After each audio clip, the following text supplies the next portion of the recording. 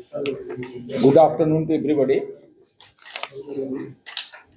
As you know, this is 19th convocation, and this 19th convocation, in another way, it is second special convocation. And why I am saying special convocation? Because the degree for PhD would be awarded for the year 2020, 21, 22, 23, 24. So 2020, 71, 2021, 62, 2022, 83, 2023, 105, and 2024, 104. So total 425 students would be handed over the degree, PhD degree, and gold medals for the year 2020, 21, 22, and 23. So 2020, 43, 2021, 55, 2022, 41, and 2023, 39. So I would say that regularly, I admit that regularly, if the convocation would have been held, ये backlog शायद नहीं होता। पिछला 2023 में हम लोगों ने किया था और उसमें 3 साल का पीछे का बैकलॉग क्लियर हुआ था। इस साल जो है 2025 में हम कर रहे हैं और पिछला 4 साल का बैकलॉग क्लियर कर रहे हैं। ये मैं ऊपर वाले का शुक्रिया अदा करूंगा। ये कन्वोकेशन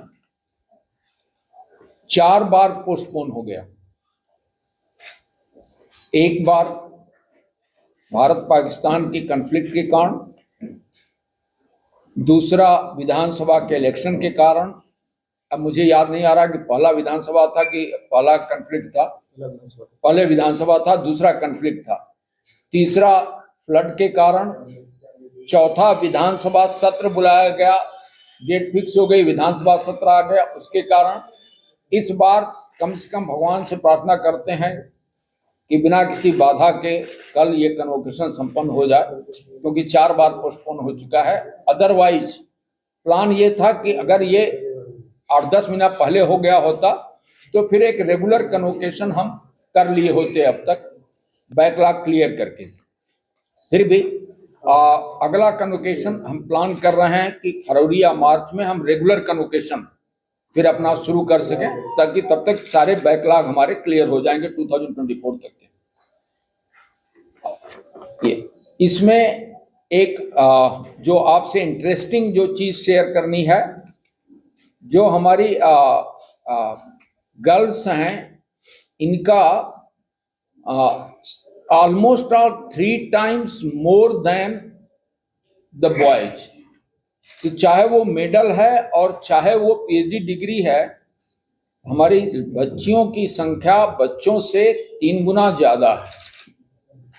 और वो एक स्टडी करने वाला पार्ट है कि ये बच्चे अगर हायर एजुकेशन में नहीं जा रहे हैं तो फिर किधर की तरफ जा रहे हैं, या हो सकता है एमबीबीएस की तरफ जा रहे हो, बीटेक की तरफ जा रहे हो, पीएचडी की तरफ नहीं आ रहे हो। ये भी एक रीजन हो सकता है, but it's a matter of study.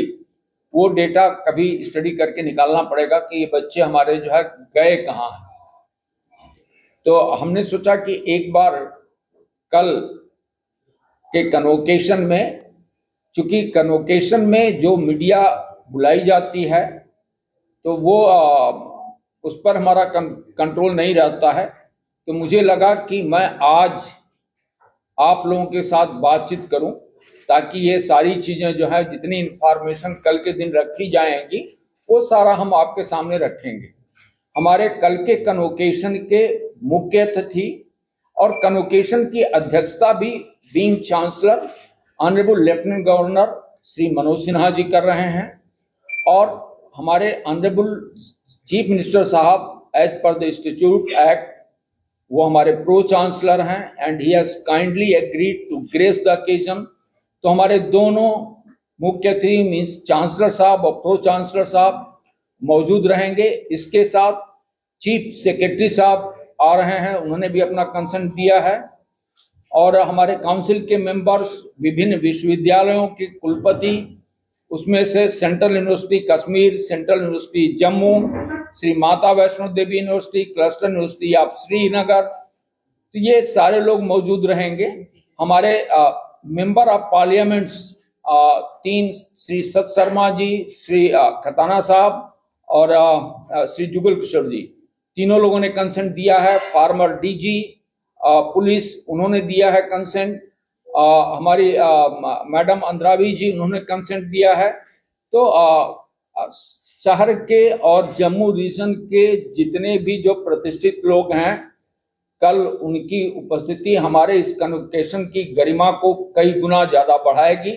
हम पूरे विश्वविद्यालय की तरफ से हम सभी के, अपने कुलाधिपति के और प्रो चांसलर साहब के, सम कुलाधिपति और चीफ सेक्रेटरी साहब और सारे जो चीफ गेस्ट हैं, उनके हम आभारी रहेंगे।